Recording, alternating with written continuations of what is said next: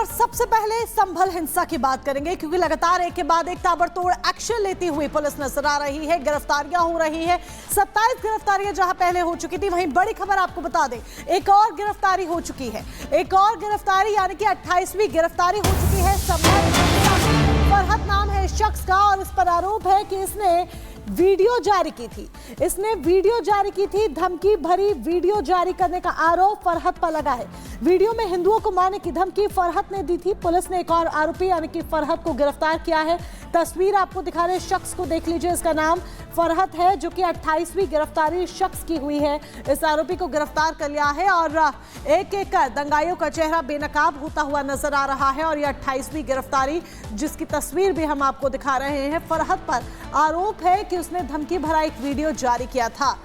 हिंदुओं पर हमले को लेकर उसने ये धमकी भरा वीडियो जारी किया था। संभल में जिस तरीके से हिंसा होती है वो हम सभी ने देखा, और कहीं ना कहीं ये सुनियोजित भी इसीलिए नजर आती है क्योंकि जिस तरीके से लोग छिपकर बैठे हुए थे, घात लगाकर बैठे हुए थे, मौका देखकर पत्थरबाजी शुरू करते हैं, और जिस तरीके की पूरी स्थिति वहां पर देखते ही देखते कुछ ही मिनटों के अंदर उत्पन्न हो जाती है। भारी पुलिस फोर्स की मौजूदगी के बावजूद वो ये दर्शाती है कि कहीं ना कहीं माहौल को खराब करने की पूरी प्लानिंग थी।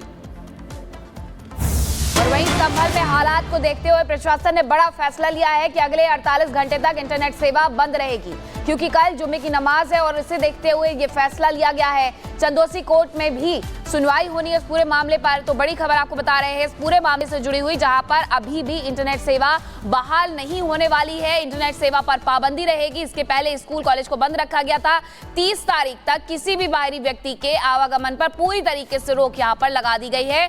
और 74 दंगाइयों की जो फोटो सामने आई है, जो तस्वीरें सामने आई, उसे भी पोस्टर पर लटकाने के आदेश दे दिए गए हैं ताकि उन सब की पहचान हो सके, उन सबको सजा मिल सके। और अभी तक 28 गिरफ्तारी हो गई है, जिसमें 3 महिलाएं भी शामिल है। 14 साल के बच्चे से लेकर के 74 साल के बुजुर्ग तक इस पूरी हिंसा में शामिल रहे हैं। इन सब की गिरफ्तारी भी हो रही है धीरे धीरे। 24 नवंबर को वहां पर जब सर्वे की टीम पहुंचती है और सर्वे खत्म करके बाहर निकलती है, तो उसके बाद जिस तरीके से हालात वहां पर बिगड़े, उसके बाद अब 74 लोगों की पहचान और 28 की गिरफ्तारी। तो 28 की गिरफ्तारी हो चुकी है, 74 की पहचान हो चुकी है और उनके पोस्टर भी चस्पा किए जाएंगे ताकि एक एक दंगाई को जल्द से जल्द पकड़ा जा सके। और जिस तरीके से पुलिस ये एक्शन लेती हुई नजर आ रही है, लगातार एक के बाद एक कामयाबी हासिल हो रही है, वो इसीलिए क्योंकि जैसे जैसे इन आरोपियों की गिरफ्तारी होगी मीनाक्षी, वैसे वैसे जो तमाम खुलासे हैं और मास्टरमाइंड तक पहुंचने का जो रास्ता है वो साफ होता जाएगा। और ऐसे में फरहत की गिरफ्तारी कहीं ना कहीं एक बड़ी सफलता है। 74 आरोपियों में से 28 आरोपियों की गिरफ्तारी। अब आने वाले वक्त में और कितनी गिरफ्तारियां बाकी है, रिपोर्ट करेंगे।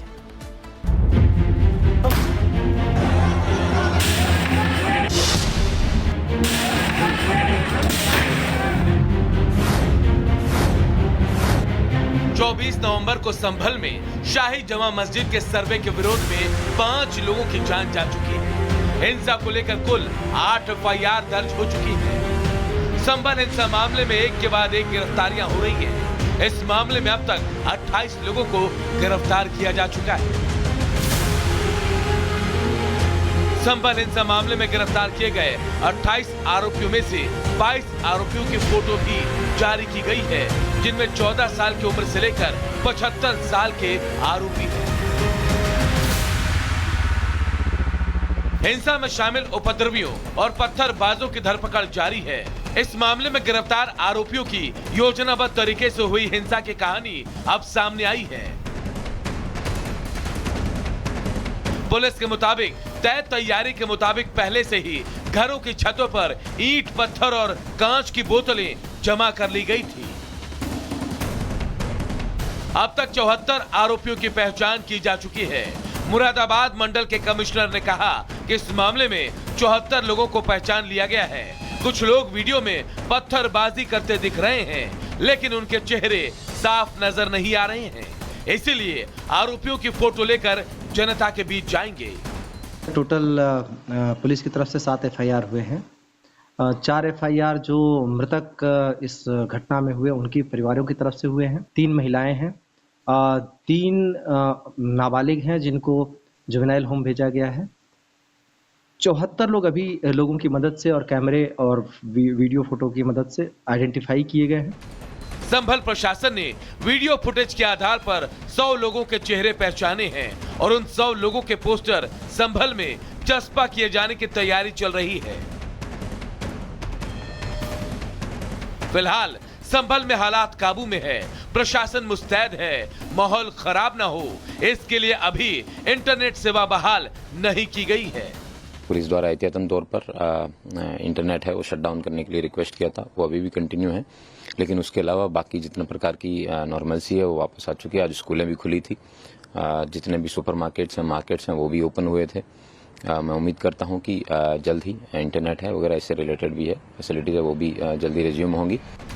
एक बात तो साफ हो चुकी है कि छतों पर पत्थर इकट्ठा किए गए, पूरी तैयारी के साथ संभल को सुलगाने का प्रयास किया गया, चेहरे पर नकाब बांधे गए, लेकिन अब सबके नकाब उतरेंगे और होगा एक एक का हिसाब। Bureau report, Republic Bharat. तो संभल हिंसा की अब 7 एंगल से पुलिस जांच करती हुई नजर आ रही है। कौन से वो 7 एंगल है, जान लीजिए। पहला एंगल, हिंसा वाले दिन मस्जिद के पास इतनी भीड़ कैसे जमा हुई, ये पहला एंगल है। पहला सवाल है, किसके कहने पर हजारों की भीड़ अचानक से वहां पर पहुंच जाती है और देखते ही देखते संभल की सड़कों पर उपद्रव शुरू हो जाता है। पुलिस सबसे पहले हिंसा के मास्टरमाइंड को तलाश रही है। मास्टरमाइंड तक पहुंचना है। भीड़ को हिंसा के लिए किसने उकसाया, ये वो सवाल है जिसका जवाब सबसे ज्यादा जरूरी है, ताकि मास्टरमाइंड तक पहुंचा जा सके। जिसने भीड़ को उकसाया कि उपद्रव करो। पुलिस मोबाइल डेटा को एकत्रित कर रही है, इकट्ठा कर रही है, खंगाला जा रहा है। इसको खंगालने के जरिए ये पता चलेगा कि उस वक्त कितने मोबाइल फोन एक्टिव थे। उनके डेटा और डंप डेटा को भी खंगाला जा रहा है, ताकि ये जाना जा सके कि किसके कहने पर हिंसा फैली। कॉल लॉग्स चेक किए जाएंगे। हिंसा के दौरान तोड़े गए सीसीटीवी को भी खंगाला जा रहा है, ताकि उसमें जो कुछ भी कैद हुआ था तोड़फोड़ से पहले उस पिक्चर को देखा जा सके, उन तस्वीरों को देखा जा सके और उसके जरिए और भी कई अहम सुराग हाथ लग सके। कैमरे के डीवीआर जब्त कर फुटेज रिकवर किया जा रहा है कि तमाम फुटेज को रिकवर किया जा सके, ताकि सबूत मिटाने वाले दंगाइयों की पहचान हो सके। दंगों की प्लानिंग क्या पहले से की गई थी, ये सवाल बार बार उठ रहा है, क्योंकि जिस तरह की स्थिति उत्पन्न होती है उसके बाद ये सवाल लाजमी भी है कि क्या दंगों की प्लानिंग पहले से की गई थी।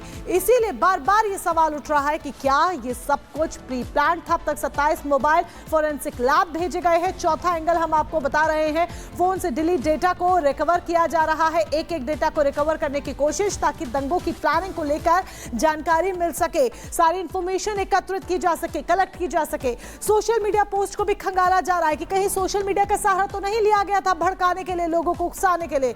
कुछ सोशल मीडिया हैंडल्स की पहचान की गई है, इनके पोस्ट और वीडियो मैसेज की जांच हो रही है, ताकि यह जाना सके कि कहीं अफवाह तो नहीं फैलाई गई किसी भी तरह की, पोस्ट और वीडियो से लोगों को भड़काया तो नहीं गया। आरोपियों की पहचान के लिए सोशल टीम भी बनाई गई है, जो ये सब कुछ कर रही है, सोशल मीडिया डेटा को खंगालती हुई नजर आ रही है। छठा एंगल, ये टीम उस दिन के हर वीडियो तस्वीर को खंगाल रही है। CCTV, mobile phone, mobile videos, drone footage की जांच की जा रही है, ताकि सब कुछ समझ में आ सके। हिंसा के बाद स्थानीय लोगों से भी पूछताछ की जाएगी और ये भी आपको बता दें, पुलिस स्थानीय लोगों के बयान को दर्ज करेगी। ये 7वां एंगल, ताकि उनके जरिए भी जानकारी कलेक्ट हो सके, ताकि हिंसा का एक एक एंगल पता चल सके। इस आधार पर पुलिस आगे की कार्रवाई को अंजाम देगी। 7वां एंगल हम आपको बता रहे हैं, आगे की जो पूरी कार्य प्रणाली होगी, पुलिस की कार्यशैली होगी, वो इसी बेस पर डिपेंड करेगी। तो ये वो 7 एंगल है जिसके जरिए पुलिस अपनी जांच पड़ताल को आगे बढ़ाती हुई नजर आ रही है। संभल में जिस तरीके से याचिका लगाई जाती है, कहा जाता है कि वहां पर हरिहर मंदिर है और उसके बाद कोर्ट के द्वारा आदेश दिया जाता है कि वहां पर जाकर के सर्वे किया जाएगा। इसी तरीके से एक और धार्मिक स्थल को लेकर के याचिका लगाई गई है। अब कोर्ट ने इस याचिका को जैसे ही स्वीकार किया, एक बार फिर से मुस्लिम समाज भड़क गया है और ये एक ऐसा धार्मिक स्थल है जिसकी पहचान देश विदेश तक है। देश विदेश से लोग घूमने आते हैं। अब कौन सी है ये जगह, कौन सा है ये धार्मिक स्थल जिसे लेकर के विवाद बढ़ रहा है, इस रिपोर्ट में देखें। अजमेर दरगाह पर नई रार, शिव मंदिर का दावा कोर्ट में स्वीकार, याचिका को लेकर मचा गदर, क्या होगा अब इसका असर? ज्ञानवापी और मथुरा को लेकर विवाद अभी कोर्ट में चल रहा है। संभल को लेकर यूपी में बवाल हो गया और अब अजमेर के दरगाह को लेकर नया दावा सामने आया है। विवाद तो तब बढ़ गया जब कोर्ट ने दावे को लेकर की गई याचिका स्वीकार कर ली।